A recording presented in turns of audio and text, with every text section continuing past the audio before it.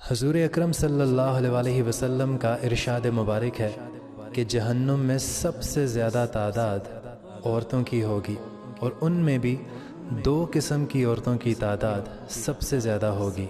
Number 1 غیبت کرنے والی، اور نمبر 2 اپنے شوہر کی نافرمان عورت۔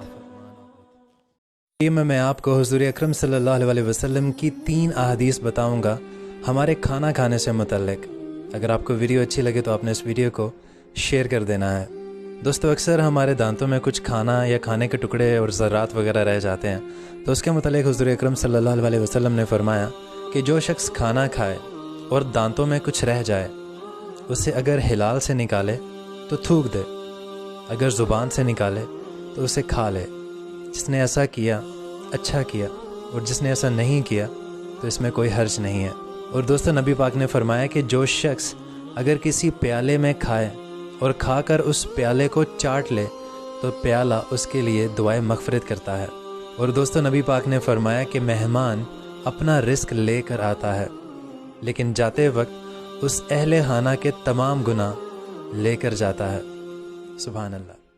دوستو، ناف یعنی بیلی بٹن ہمارے پاس اللہ کا دیا ہوا سب سے خوبصورت تحفہ ہے۔ اس کے ذریعے سے ہم اپنی بیشتر بیماریوں کا علاج کر سکتے ہیں۔ اس ویڈیو میں آپ کو ناف پر تیل لگانے کے فائدے بتاؤں گا۔ اگر آپ کو یہ ویڈیو پسند آئے تو اس کو آپ نے شیئر کر دینا ہے۔ دوستو، جب ہم جوان ہوتے ہیں یا بلوغت کی عمر کو پہنچتے ہیں تو ہمارے چہرے پر بہت سارے دانے نکل آتے ہیں۔ تو آپ نے پریشان نہیں ہونا، اپنے نیم کا تیل کسی بھی پنسار کی شاپ سے مل جائے گا۔ آپ نے اس کو سونے سے پہلے اپنی ناف پر لگانا ہے اور رب کرنا ہے، اس کو مساج کرنا ہے 10 منٹ تک، اور آپ نے سو جانا ہے۔